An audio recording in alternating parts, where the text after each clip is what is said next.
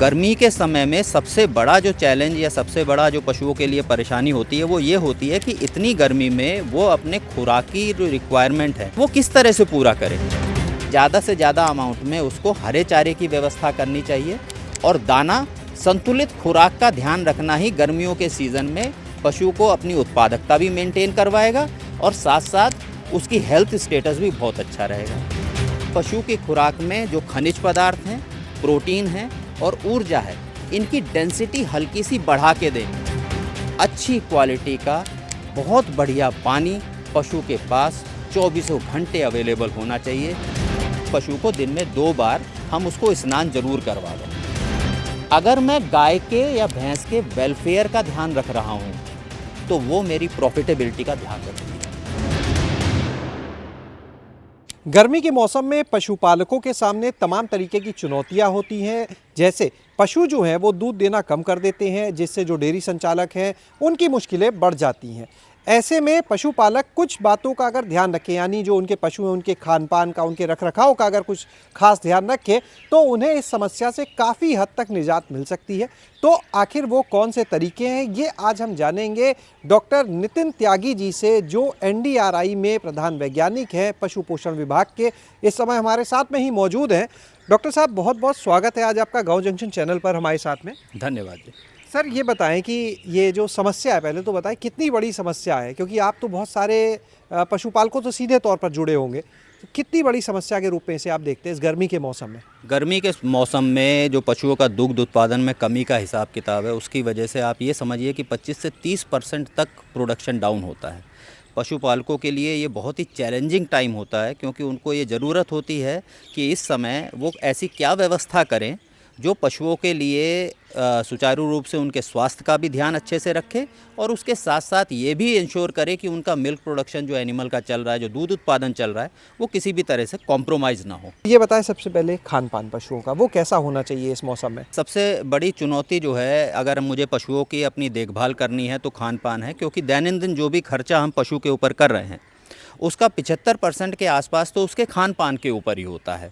अब गर्मी के समय में सबसे बड़ा जो चैलेंज या सबसे बड़ा जो पशुओं के लिए परेशानी होती है वो ये होती है कि इतनी गर्मी में वो अपने खुराकी जो रिक्वायरमेंट है, जो हम कहते हैं कि फीड इंटेक जिसको कहा जाता है, कि वो किस तरह से पूरा करे। क्योंकि जिस तरह से इंसानों का हिसाब है उसी तरह से पशुओं का हिसाब है कि गर्मी के समय में खाने की इच्छा हमारी नहीं होती है, क्योंकि टेम्परेचर ज़्यादा है, ह्यूमिडिटी ज़्यादा है। उदाहरण में ऐसा मैं समझूं कि अगर हम बहुत ज़्यादा चुपड़ी तली हुई चीज़ें ना खाएं, हम सुपाच्य जैसे सब्जियां, लौकी या टिंडे की सब्जी जो नॉर्मली हमारा आहार गर्मियों के समय में होता है, उस तरह का खाना खा करके अगर मैं गर्मियों के समय में अपने खुले मौसम में निकलता हूं, धूप और उसके बीच में ह्यूमिडिटी के बीच में, तो मैं ये पाता हूं कि मैं इस मौसम का सामना थोड़ा अच्छे तरीके से कर सकता हूं। लेकिन दूसरी ओर अगर मैंने बहुत तली भुनी चीज़ें खाई हैं तो मेरे पेट के अंदर उनको पचाने के लिए जो गर्माइश पैदा हो रही है, उसकी वजह से मुझे खुद इस तरह के एटमॉस्फेयर में चलना बहुत ज़्यादा मुश्किल हो जाता है।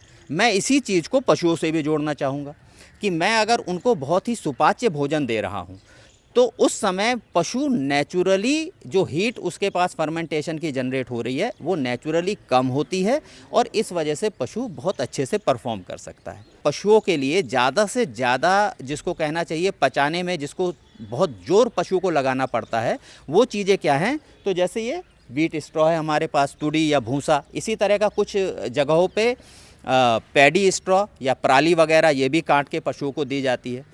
अगर गर्मियों के सीज़न में इसकी मात्रा बहुत ज़्यादा है पशुओं में, 3 किलो से ज़्यादा, 3.5 किलो से ज़्यादा हम पशु को खिला रहे हैं, आप ये मान के चलिए कि पशु अपनी ही शरीर की गर्मी से परेशान रहने लगेगा।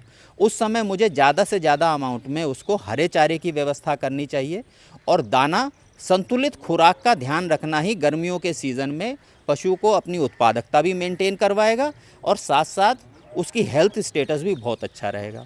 हमने यहाँ पे कुछ प्रयोग किए। उन प्रयोगों से हमें पता लगा कि अगर पशु की खुराक में करीबन 34 से 35% के आसपास न्यूट्रल डिटर्जेंट फाइबर है, उस स्थिति में 8.5% के आसपास मेटाबोलाइजेबल प्रोटीन है, इस स्थिति में पशु के रिक्वायरमेंट गर्मी के सीज़न में पूरे होते हैं। हमको इस चीज़ का भी ध्यान रखना पड़ेगा कि पशु की खुराक में जो खनिज पदार्थ हैं, प्रोटीन है और ऊर्जा है, इनकी डेंसिटी हल्की सी बढ़ा के दें, क्योंकि नेचुरली पशु उस समय थोड़ा सा कम भोजन ग्रहण कर रहा है। तो हमको ये चाहिए कि हम उस खुराक के अंदर इन खनिजों को, ऊर्जा को और प्रोटीन की मात्रा को हल्का सा सघन कर दें। तो कम खुराक में पशु के जब रिक्वायरमेंट पूरे हो जाएंगे तो मेरे लिए ये बहुत ही अच्छी सुगम स्थिति है पशु के लिए। दूसरा सबसे अच्छा तरीका जो होता है कि अगर पशु की खुराक में इस समय हम थोड़ी अमाउंट में फ़ैट या ऑयल का इस्तेमाल करें। मार्केट में इस समय बहुत सोर्सेज से बाईपास फैट या ह्यूमन प्रोटेक्टेड फैट अवेलेबल है, जैसे कि प्रिल्ड फैट होता है। इस तरह के फैट मार्केट में अवेलेबल हैं।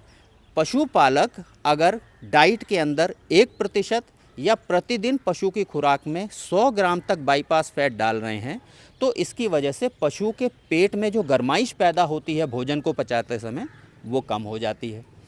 इसी तरह से एक चीज़ मिनरल या इलेक्ट्रोलाइट से संबंधित है कि मुझे इस समय पशु की खुराक में पोटेशियम बाइकार्बोनेट 40 से 50 ग्राम अगर मैं ऐड कर रहा हूँ तो इससे पशुओं को गर्मी के सीज़न में जो इलेक्ट्रोलाइट इम्बैलेंस हो जाते हैं उससे बचने में प्रवीणता इसमें बहुत अच्छा। और सबसे ज़रूरी चीज़ कि हमारे पास अच्छी क्वालिटी का बहुत बढ़िया पानी पशु के पास 24 घंटे अवेलेबल होना चाहिए।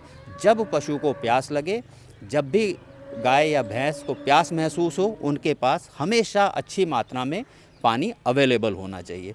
इन सारी चीज़ों का अगर हमारे पशुपालक ध्यान रखते हैं तो वो इस चीज़ को महसूस करेंगे कि गर्मियों के टाइम पे जब उनका दूध का उत्पादन लो होता है, कम होता है, इस तरह की परेशानी उनको नहीं होगी। रख रखाव की डॉक्टर साहब अगर बात की जाए तो उस पे किन बातों का ध्यान देना ज़रूरी है, क्योंकि गाय और भैंस दोनों पशुओं में थोड़ा अंतर भी होता है।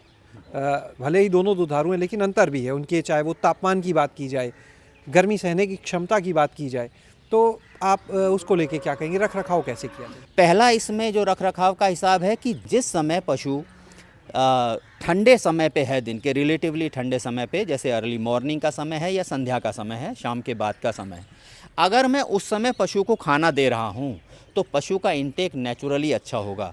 ये इस समय भी है और बाकी के 12 महीने भी पशु की खोर के अंदर जितनी जल्दी भोजन पहुँच जाएगा, आपको दिन भर में महसूस हो जाएगा कि पशु अपना खाने का इंटेक पूरा करने की वजह से बहुत अच्छा परफॉर्म करेगा। शेड के अंदर पशु को रखना पड़ेगा क्योंकि डायरेक्ट हीट जो पशु के ऊपर जब पड़ती है तो उस समय उसके जो हाइपोथैलेमस, जो ब्रेन के अंदर का हिसाब किताब है, उसके अंदर उस हीट के बहुत अलग या ख़राब लक्षण पैदा हो जाते हैं। इसके अलावा हमको प्रयास करना चाहिए कि एटलीस्ट पशु को दिन में 2 बार हम उसको स्नान ज़रूर करवावें।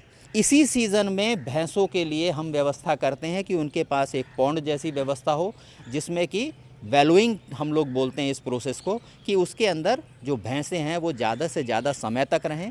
अगर कुछ ऐसी व्यवस्था हो जाए कि शेड के अंदर ही जहां हमने पशु को रखा हुआ है वहीं उसके खाने का भी प्रबंध है और वहीं उसके पानी में डुबकी लगाने का भी प्रबंध है, तो जब एनिमल का मन करे वो वहां पे रहे और जब उसकी इच्छा हो वो आकर के भोजन ग्रहण करे। एक जो सिंपल तथ्य जो इस यहाँ पे हमने सीखा है पिछले 6-8 महीने में यहाँ अभ्यास करके, या 12 साल के जो एक्सपीरियंस से, अगर मैं गाय के या भैंस के वेलफेयर का ध्यान रख रहा हूँ तो वो मेरी प्रॉफिटेबिलिटी का ध्यान रखती है। कई ऐसे किसान हैं छोटे, इनके पास 2 या 4 पशु ही हैं, उनके पास ये शेड नहीं हो सकता कई बार, तो ऐसे में वो क्या करें? जैसे कुछ लोगों को देखा कि बोरा रख दिया, भिगो दिया, कुछ छोटे उपाय उदाहरण, ऐसे और क्या उपाय हो सकते हैं? ये हम लोग भी, हमारे जो गांव में है वहाँ पे इस तरह का वो चलता है कि जिनके छोटे छोटे कमरे बने हुए हैं, हवा आर पार जानी चाहिए और बोरों को गीला करके हम लोग खिड़कियों पे लगा देते हैं। कुछ लोगों ने तो ऐसा भी किया है कि जो जैसे आईवी सेट होता है जो नॉर्मली काम आता है, वो गीला करके और उसके ऊपर, बोरे के ऊपर वो लगातार बहता रहता है, तो इससे पशु को अंदर ही अंदर ठंडी हवा मिलती है। इसके अलावा दूसरा प्रबंध ये है कि गांव के स्थिति में जहां छोटे किसान हैं और कम आपके पास क्षेत्र अवेलेबल है, वहां भी शेडी या पेड़ों का आपको अच्छा हिसाब किताब मिल जाता है। तो हमको इसका बहुत ज़्यादा ध्यान रखना चाहिए कि उसके कंफर्ट में कोई कमी ना आवे। हम पशु को एक शेडी एरिया में रखें और वैसे भी एस्बेस्टस शीट वगैरह तो धीरे धीरे हमको समाप्त करनी चाहिए। बहुत बहुत शुक्रिया सर इस महत्वपूर्ण जानकारी के लिए। तो जो यहाँ पर डॉक्टर त्यागी ने चीज़ें बताई, उसका अगर निष्कर्ष को आप देखें तो पशु सीधे तौर पर यही कहते हैं, आप मेरा ध्यान रखिए, हम आपका पूरा ध्यान रखेंगे। और उनका ध्यान रखना बड़ा आसान है, सिर्फ आपको उनका खान पान उसी तरह से ध्यान में रखना है जैसे आप अपना रखते हैं, एक मनुष्य अपना रखता है। और दूसरी चीज़ उनके रख रखाव की बात की जाए तो गर्मी जैसे इंसान को लगती है, पशु को लगती है। तो आप गर्मी से बचने के लिए जिस तरह उपाय करते हैं, इन पशुओं के लिए भी आपको उपाय करने होंगे। तो निश्चित रूप से जो दूध उत्पादन है उनका वो बना रहेगा जो आप आमतौर पर लेते हैं, और आपको एक बेहतर आमदनी भी होती रहेगी। शैलेश अरोरा, गाँव जंक्शन।